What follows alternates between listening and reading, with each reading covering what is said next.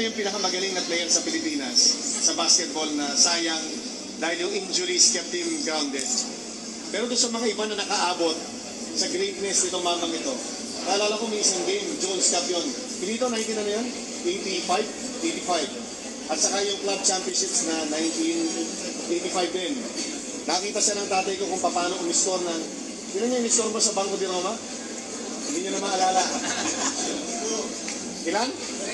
34 points daw in-score niya. Yung Banco de Roma na yun, isa sa pinakamabigat na kupunan doon sa World Basketball Championships, Club Championships namin. Kung hindi niyo ba naaalala o hindi niyo naaalala, siya po si Abilino Samboy din. The Skywalker.